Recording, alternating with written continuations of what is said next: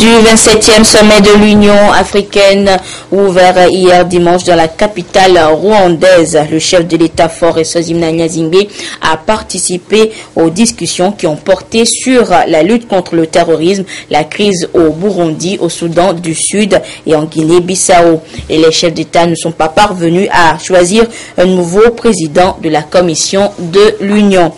Et puis le gouvernement togolais renforce le dispositif de stockage des denrées alimentaires. 28 magasins ont été construits à travers le pays. Celui de Kara a été inauguré cette semaine. Voilà pour les titres de cette édition. Bonsoir à toutes et à tous. Je vous le disais donc en titre, le 27e sommet de l'Union africaine s'est achevé donc ouvert dans la capitale rwandaise. Et les chefs d'État des 54 pays membres de l'Union, dont le chef de l'État Faure Ssozimna Nyasimbe, ont été confrontés à des sujets brûlants de l'heure comme la recrudescence des violences au Soudan du Sud, la crise au Burundi, le terrorisme transnational, l'éventuelle réintégration du Maroc au sein de l'Union. Et ils ne sont pas parvenus à l'élection d'un nouveau président de la Commission de l'Union africaine à la succession donc de Madame Zuma. Retour sur les travaux de ce 27e sommet de l'Union africaine qui s'est tenu à Kigali sur un commentaire de Antoinette Romao. Vous voir. 2016, année africaine des droits de l'homme avec un accent particulier sur les droits des femmes. C'est le thème central du 27e sommet de l'Union africaine UA, ouvert hier à Kigali, au Rwanda, en présence de plusieurs chefs d'État et de gouvernement africains, dont le chef de l'État, Faure Ssozimna Nyasimbe. Cette conférence des chefs d'État de l'UA se referme ce lundi par la mise au point d'un plan de paix pour le Soudan du Sud, le souhait du Maroc de réintégrer l'UA, l'annonce du passeport africain pour faciliter la libre circulation des personnes, puis la création d'une taxe pour financer l'organisation panafricaine. Elle est fixée à 0,2% sur tous les produits d'importation vers les 54 États membres de l'UA, à l'exception de certains produits de première nécessité. C'est désormais le prix à payer pour aller progressivement vers l'indépendance de l'organisation panafricaine vis-à-vis des pays donateurs. L'hôte du sommet, le président rwandais Paul Kagame, tout en saluant les initiatives prises par l'Union africaine pour renforcer la paix et la sécurité sur le continent, a souhaité voir se concrétiser les différents engagements pris en faveur du développement économique de l'Afrique. La présidente sortante de la Commission de l'Union africaine, Nkosazana Dlamini Zuma, a exprimé sa satisfaction par rapport au développement économique et aux projets d'infrastructure en Afrique, mais elle reste inquiète face aux crises et à l'insécurité de plus en plus menaçantes sur le continent. Le sommet de Lomé sur la sécurité maritime, prévu en octobre prochain, se penchera davantage sur ces défis. Par ailleurs, le président tchadien Idriss Déby, président en exercice de l'UA, a proposé la création d'un fonds africain qui serait consacré à la lutte contre le terrorisme. Il souhaite également qu'un projet de force africaine d'intervention rapide évoqué depuis plusieurs années se concrétise. Présente à cette conférence des chefs d'État et de gouvernement de l'Union africaine, la jeunesse a sollicité la création d'un fonds africain de la jeunesse d'ici à 2017 et d'un fonds de développement de la jeunesse dans chaque pays. Sur ce point, le Togo a été cité comme un bon exemple avec plusieurs projets initiés en faveur des jeunes. Après la cérémonie d'ouverture du sommet, un dîner a été offert au chef d'État par l'hôte du sommet, le président rwandais Paul Kagame. Les chefs d'État africains réunis à ce 27e sommet ne sont pas parvenus à désigner un successeur à la présidente de la Commission de l'Union africaine, Nkosazana Dlamini Zuma, et cette élection a été reportée à janvier 2017 au prochain sommet à Addis Abeba. Et à Kigali, en marge de la conférence des chefs d'État et de gouvernement de l'Union africaine, le président de la République, Faure Sezimna Nyazingbe, a eu une séance de travail avec son homologue égyptien Abdel Fattah al-Sisi.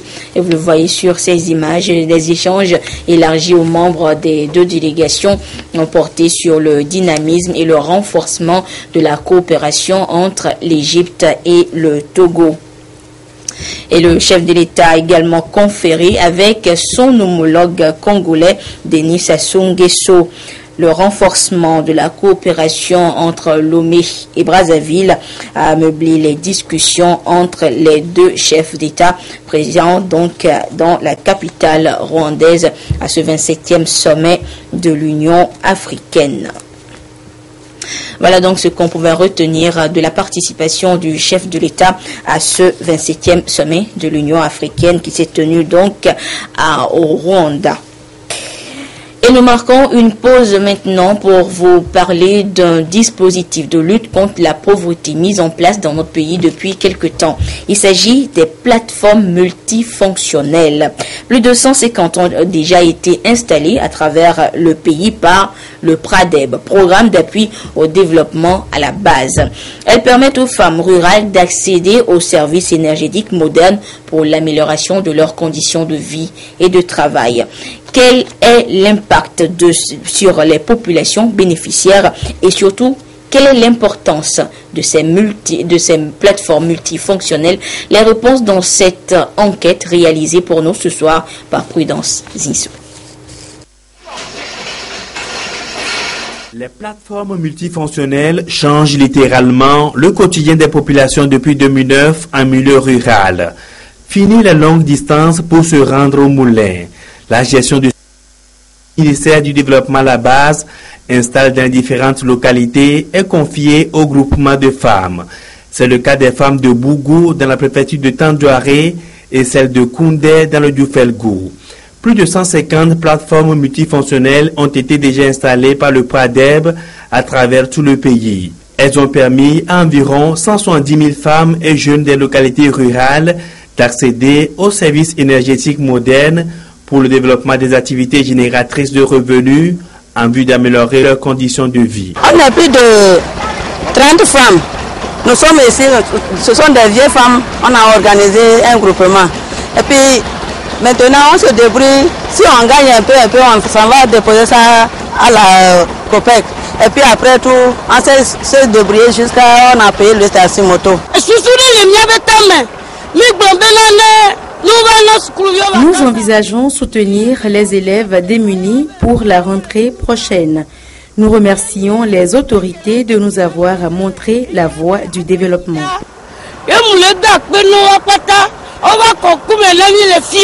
En 2015, le PNUD a apporté un appui de plus de 150 millions de francs CFA au ministère du Développement à la base pour la réalisation des activités de ce projet dont la vision est d'atteindre 1000 plateformes multifonctionnelles dans les communautés d'ici à 2020. La BOAD a aussi contribué par le financement de 200 plateformes multifonctionnelles pour le compte du programme d'appui au développement à la base. Ce projet social du chef de l'État va contribuer également à la réalisation des objectifs 1, 5, 7 et 8 des ODD, à savoir éliminer la pauvreté sous toutes ses formes, réaliser l'égalité des sexes et autonomiser toutes les femmes et filles, garantir l'accès de tous à des services énergétiques fiables. Il est envisagé dans les prochaines années le développement des plateformes multifonctionnelles solaires pour réduire les coûts liés à l'utilisation du gasoil. Et toujours pour l'amélioration des conditions de vie des populations rurales, un nouveau projet est apparu. Il s'agit du PNPER, entendez, Projet National de Promotion et de l'Entrepreneuriat Rural, qui est un prolongement du PADAT pour accompagner la vision globale du PENIASA. Il faut donc postuler à ce projet, être retenu pour en être bénéficiaire. Un projet donc qui veut compter, qui veut financer 1800 micro-projets dans le secteur de l'agriculture. Et cette semaine, les producteurs de la préfecture de Thone sont sensibilisés à cet effet. Le compte rendu avec Désiré Aloy. L'agriculture, un domaine porteur de croissance, et l'entrepreneuriat rural, un secteur pour la booster. Le gouvernement togolais s'attelle à créer davantage de conditions favorables dans l'objectif de renforcer le PNIASA. Le PNPER, projet national de promotion de l'entrepreneuriat rural, va dans ce sens. Il ne suit pas date pour accompagner les producteurs engagés. Une tournée d'information et de sensibilisation sur le projet Adapan. Au niveau du PNIASA, il y a des projets qui ont contribué à améliorer la production. Donc il faut que nous développons des idées, par exemple, de transformation. Donc le PNPR est un déclic à la modernisation, à la transformation de l'agriculture, d'une agriculture de subsistance à une agriculture industrielle ou commerciale, comme l'a souhaité le chef de l'État. Le projet se propose de contribuer à la transformation progressive et durable de l'économie rurale togolaise à travers l'appui et la promotion des micro et petites entreprises rurales. Pour être éligible, il faut remplir certaines conditions. Il faut avoir suivi une formation en entrepreneuriat, avoir un objectif dans ton entreprise, et puis il faut avoir un compte dans une institution de microfinance de la place et être capable de mobiliser 10% de ton plan d'affaires. Ça, c'est pour les individus. Maintenant, pour les sociétés coopératives, c'est presque les mêmes conditions, à la différence que dans la société coopérative, il y a un objectif que les membres visent et puis ils doivent mobiliser 15% du plan d'affaires.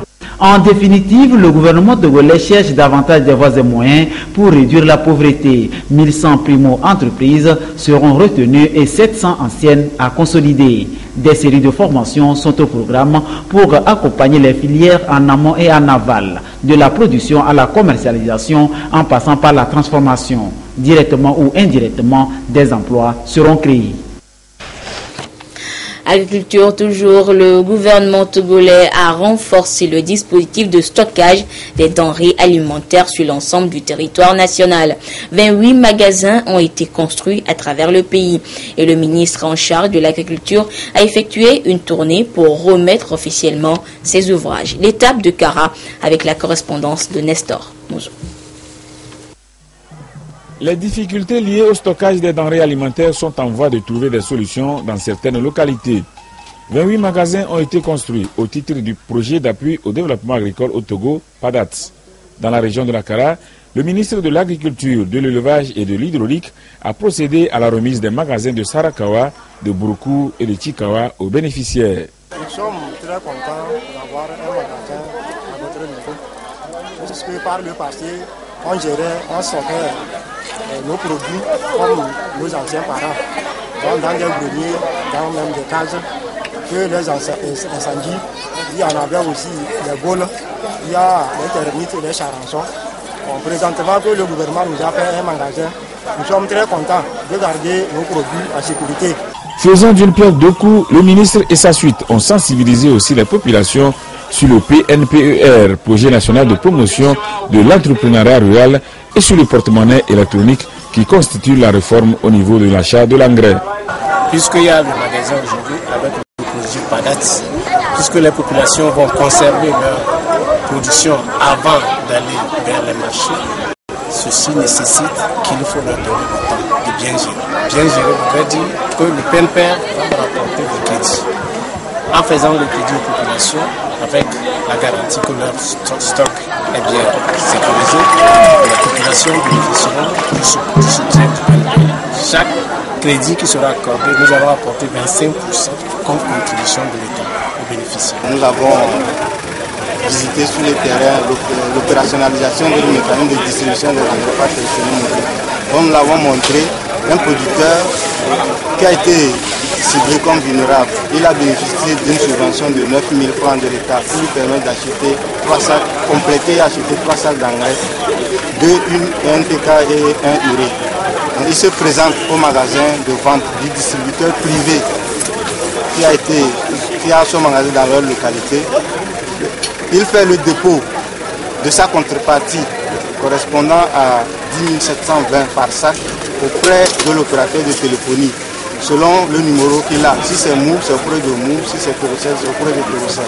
Et donc quand il dépose cette contrepartie, l'opérateur crédite son compte électronique. Et maintenant, il peut se présenter au niveau du gestionnaire d'engrais pour lui présenter le dépôt de sa contrepartie. Dans la nouvelle vision agricole, la région de la Kara va abriter le premier agropôle.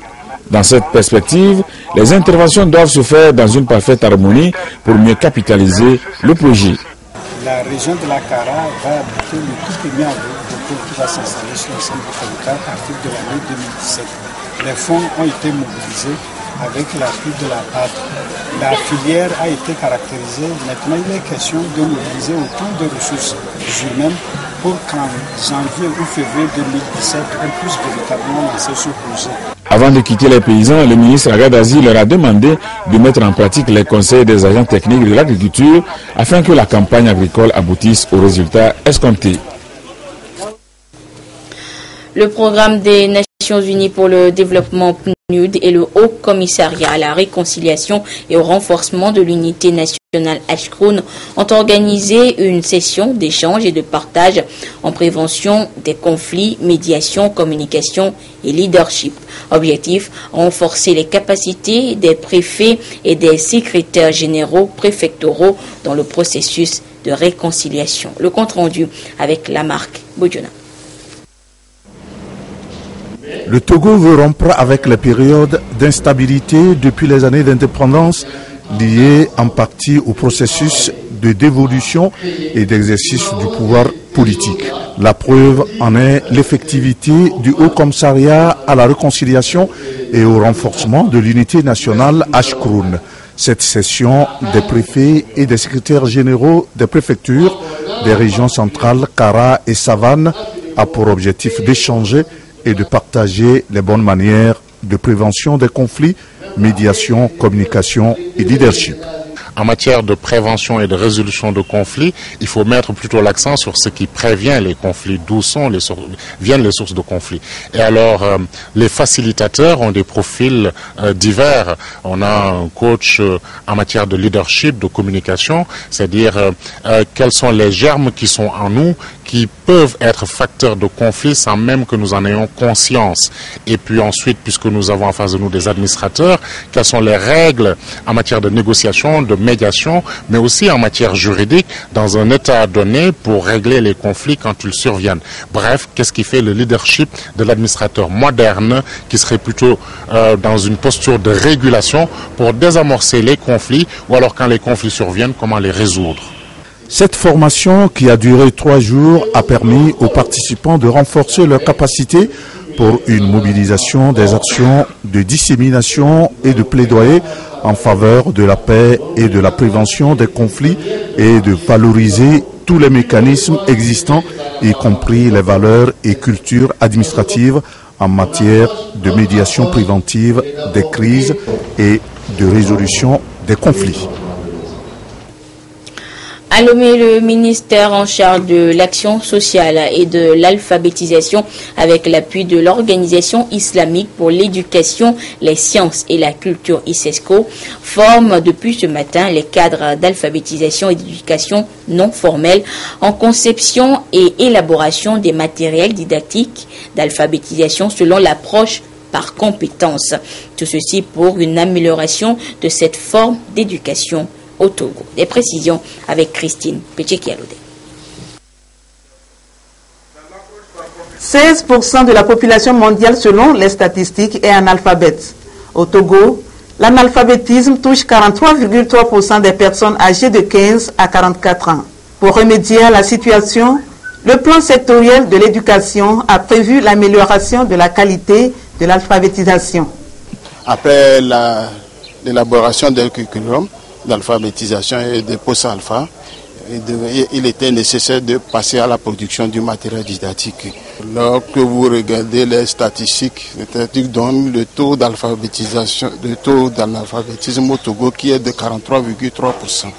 De la tranche 15-45 ans, vous comprenez que c'est la tranche la plus active qui doit être la force de production.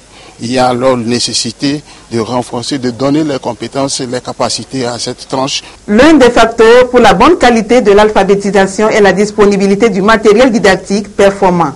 Pour un meilleur résultat selon les analyses, il faut l'élaborer en tenant compte des besoins des bénéficiaires.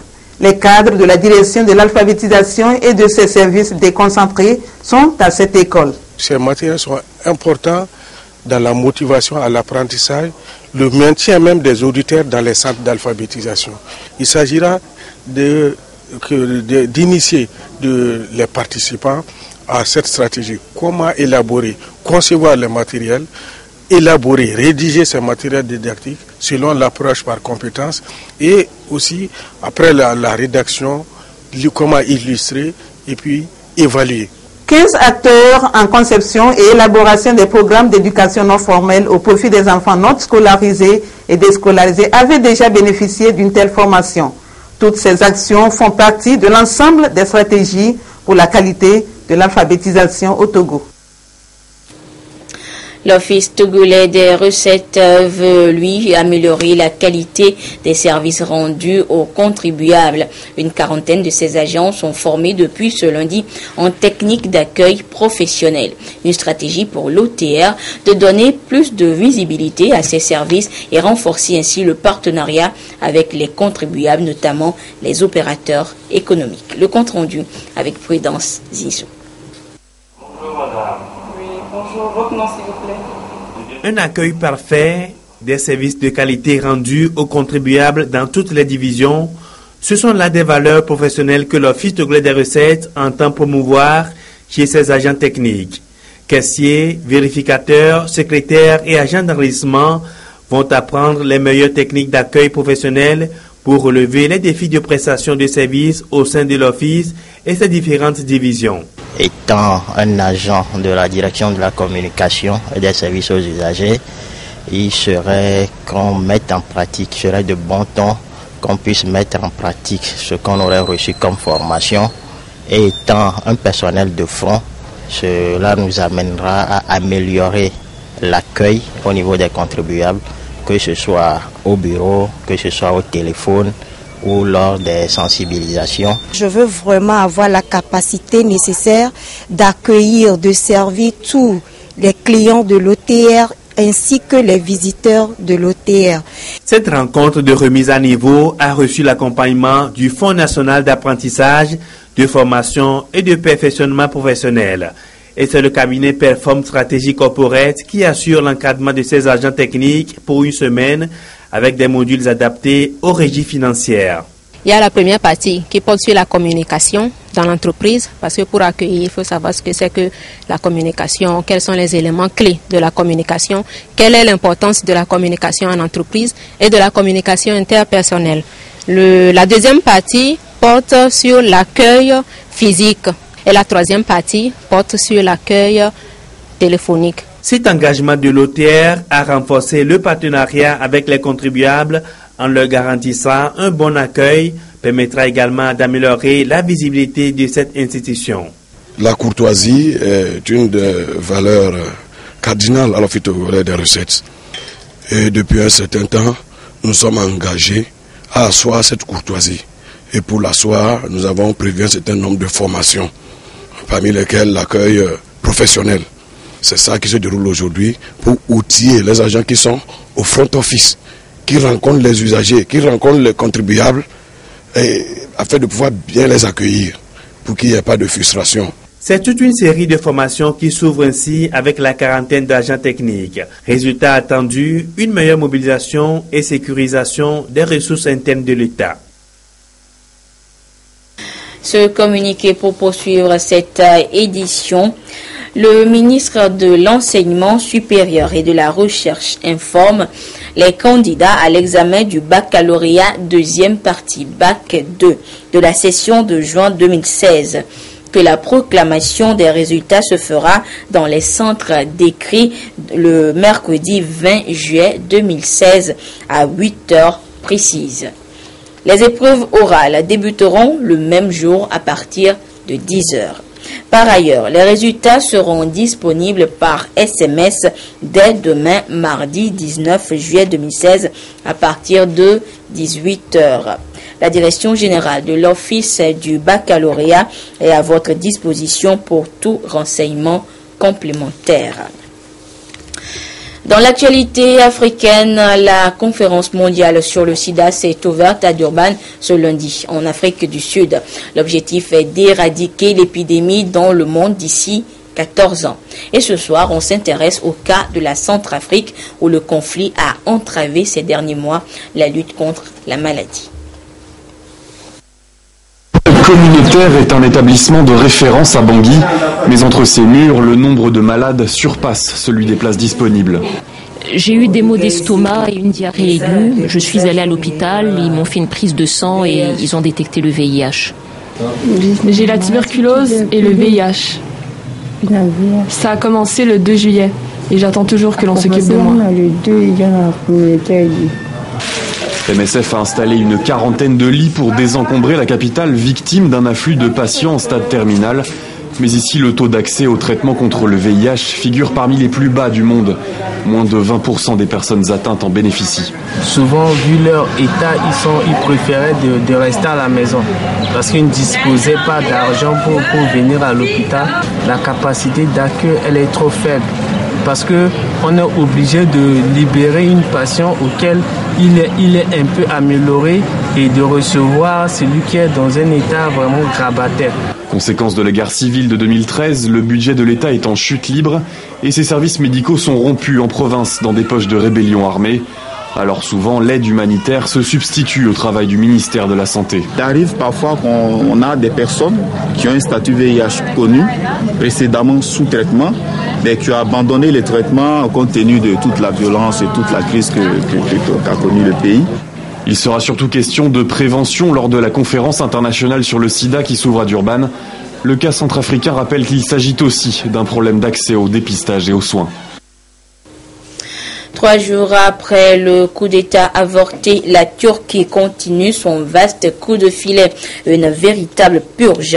Plus de 7500 arrestations au sein de l'armée et de l'appareil judiciaire. L'Europe et les États-Unis, de leur côté, dénoncent des scènes révoltantes, arbitraires et de vengeance. Les partisans du président Erdogan ne désarment pas. Ils étaient encore des milliers dans la nuit de dimanche à lundi sur la place Taksim d'Istanbul, criant leur soutien au gouvernement et au président.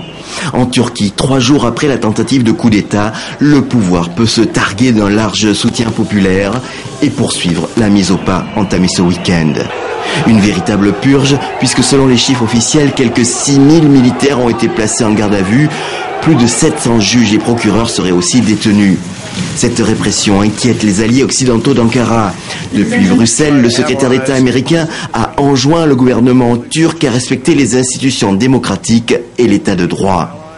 Côté européen, ce sont les velléités du président Erdogan de rétablir la peine de mort qui inquiètent.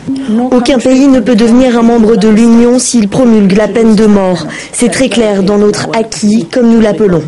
Pour rassurer peut-être un peu ses partenaires, le Premier ministre Yildirim a promis devant le Conseil des ministres de respecter le cadre du droit, des formulations floues qui n'engagent guère le pouvoir. Ce que nous demandent les citoyens est un ordre. Il ne faut pas de décision hâtive. Mais nous ne pouvons pas ignorer la volonté du peuple. Cette question sera largement discutée et considérée au Parlement car cela demande un changement de constitution. La priorité pour le gouvernement turc semble pour le moment de rétablir son autorité. S'appuyant sur la rue, il semble vouloir prendre les mesures les plus drastiques. Les putschistes sont désignés maintenant comme groupe terroriste. Et de fait, le calme n'est pas tout à fait rétabli. Lundi après-midi, un homme a tiré sur la police devant le tribunal d'Ankara où étaient jugés des militaires. Il a été abattu. Direction maintenant les États-Unis où Donald Trump sera officiellement le candidat du Parti républicain pour la présidentielle. Et ce sera lors de la convention du parti qui s'ouvre à Cleveland, une ville sous très haute sécurité où plusieurs manifestations sont prévues, dont celle des Black Panthers qui veulent barrer ainsi la route à la mentalité raciste des républicains. Regardez. to slave America. You're guilty.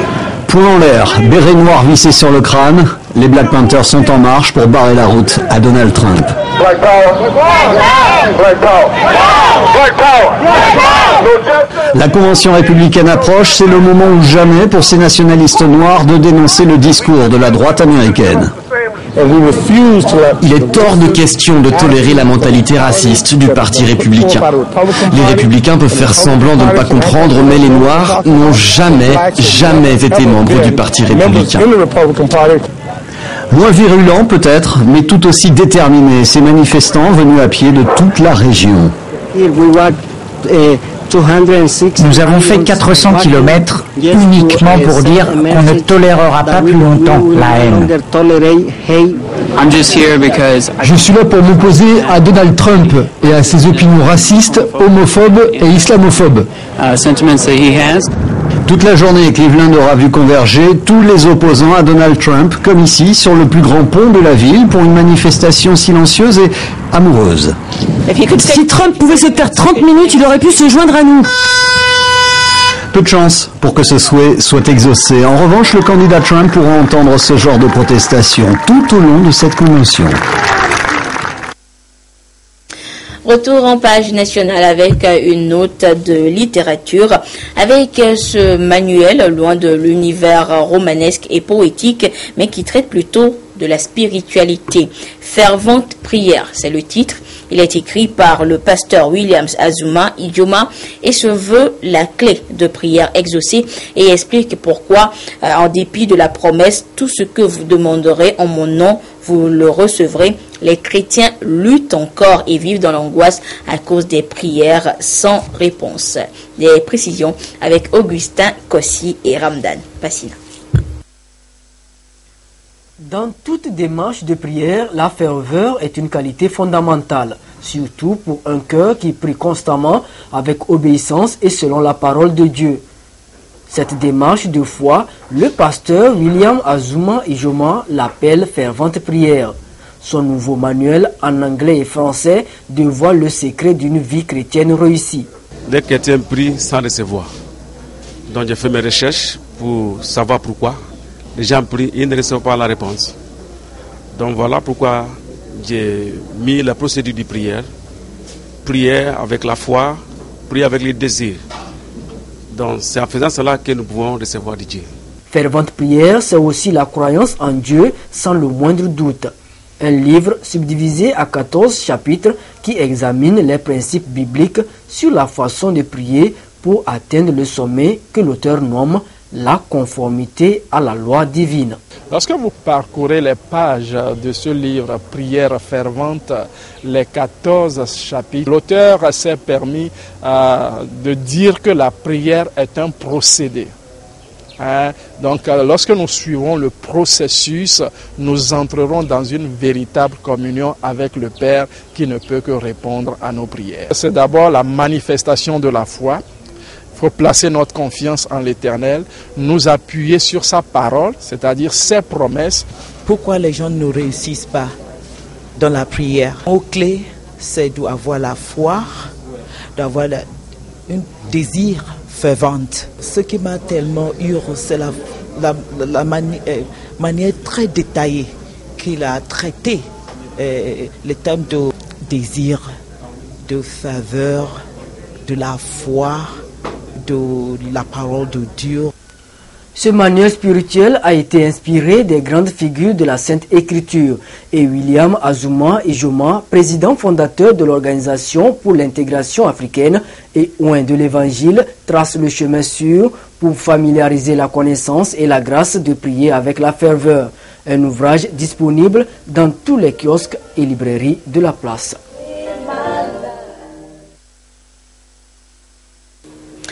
Voilà, c'est sur cette note spiritualité que se referme cette édition.